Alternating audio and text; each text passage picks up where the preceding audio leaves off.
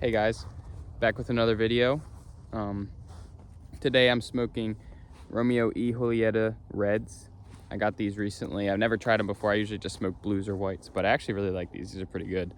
They're more full and they have a kind of a chocolatey smell to them. I might do a review of them at some point. I'm not sure. I've been thinking about doing some reviews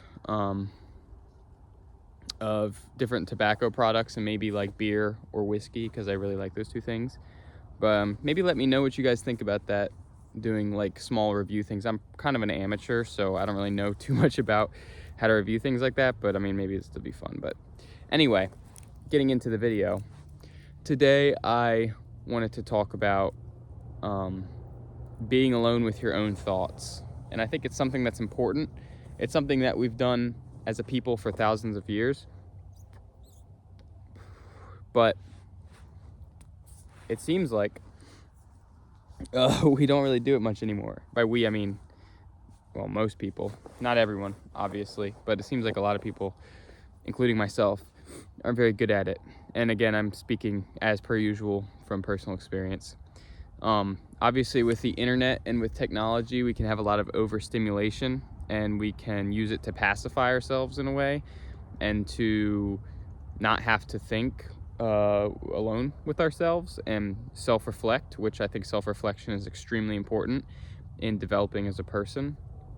And I think that technology and things like that can kind of lead to a lack of self-reflection, which leads to issues in your own life.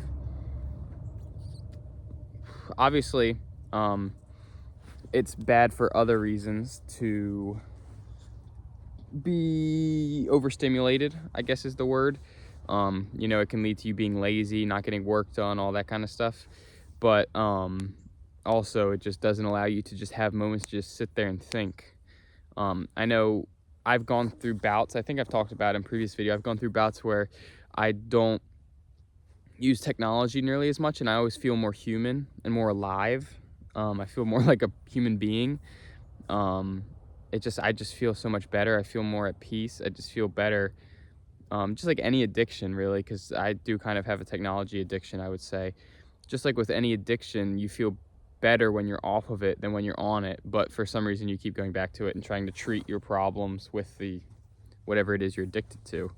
And then that just creates problems, and then you use it to numb those problems, and it's a never-ending cycle. But I think that being not overstimulating yourself is very, very beneficial, and I think it's good to have those moments where you just sit there and think. Maybe a car ride where you're not listening to music or a podcast or something, or maybe just not watching something to fall asleep. Like, that's something I do, is I watch stuff I fall asleep while watching something, and it's very difficult for me to fall asleep without doing that, because my brain gets distracted when I'm watching something or listening to something.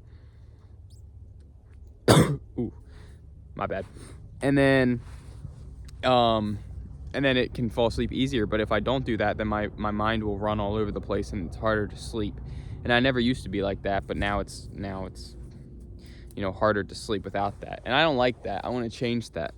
But obviously, at night when I have work the next day and I need to sleep, it's kind of hard to make that choice to not watch something, because then I know I'll be up for an hour instead of falling asleep pretty easily. So that kind of stuff can be difficult. But the other thing is, you don't have to necessarily, at least for me, cut out like stimulation completely. Like, for example, one thing I do a lot is I listen to stuff while doing other things. Even if I'm doing a hobby I like, I will often like listen to a podcast or music while doing that hobby, or while I'm cleaning or something, which listening to music while cleaning is not bad, don't get me wrong. But like, you could, like, today I had to clean out the garage and do a bunch of stuff, and usually if I listen to a podcast or listen to music, every once in a while I have to take my phone out and change the playlist or change the song, put on a new video, whatever. But instead, I just had my radio, and I just listened to the radio, because I really like radios. It's kind of like a hobby of mine.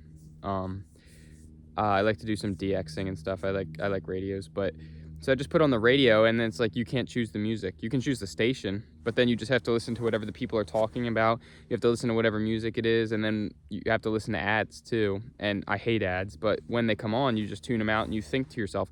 And then, you know, when I have to go inside to get something while cleaning the garage, it doesn't follow me like in my earbuds. It's just out there. So then I go in and I have a break from the stimulation. So that kind of stuff is healthier, but it's kind of crazy to think, like, for people like me and other people of my generation, to think about a time before the internet and before phones and before like a constant able to be constantly stimulated. I mean, when I was a child, I didn't have a phone or anything, so I certainly wasn't. Up until probably a teenager, I basically lived like that without, you know, constant stimulation. But we kind of forget about that. I feel like even adults who were alive before phones and the internet and stuff kind of forget what it was like sometimes before that. And I'm kind of envious. I kind of wish we didn't have the constant ability to overstimulate and pacify and numb ourselves with our phones. I'm not saying like phones are terrible or the worst thing ever, we shouldn't have them, but I do probably think the world would be better without cell phones. But maybe I'm wrong, I don't know. But it's just, you know, as someone who I am aware of the damage it does, and I'm aware of the issues, and it's still very difficult for me to stop myself, even though I'm aware. So someone who's not aware, it's, you know, it's just gonna cause problems, and they're gonna become addicted, just like me, because I'm addicted. I usually go through a cycle, like, where I'll be better for a while, again, fall back, better for a while, fall back, with my technology addiction and stuff. Right now, I'm starting a cycle of getting better. At work and stuff, I haven't been listening to music or doing stuff like that. I've just been focusing on my work, which, to be clear, I can do my job while listening to music perfectly fine. But still, it's not good for me to be overstimulated, essentially, because it fries your dopamine receptors and all that, and it's just not good. So I'm trying to get, you know, heal my brain a little bit, get back into just being more alive and more present in the moment. The other thing is time really slows down when you're not overstimulated. I've mentioned before I went to Philmont, and I'll never forget the time I went to Philmont. Obviously no technology, no overstimulation. It was a great week. And when we got back to camp, the base camp, we had 2 hours to shower and then to do whatever we wanted until the next thing. And I will never forget how long that 2 hours felt like. Because even at base camp, we didn't have phones and stuff. We would play chess. That was our thing kind of during Philmont. We would play a lot of chess. We had a portable chessboard, and we would have like bracket tournaments and stuff. We played a lot of chess.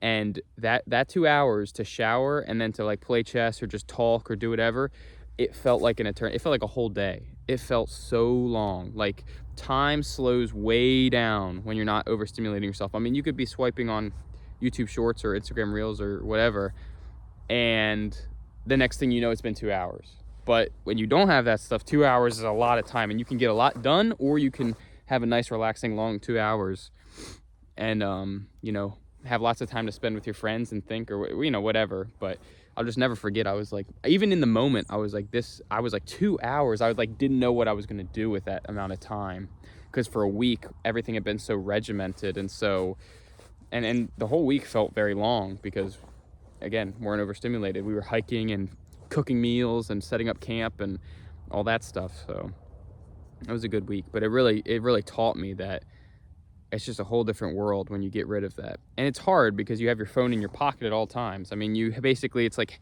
if you're addicted to it, you have the drug or whatever in your phone at all times, and you can access it at any time, and you can't get rid of it. You have to have a cell phone, which that I think is the worst part. That's what I think makes it very hard, is you have to have a cell phone for all intents and purposes these days.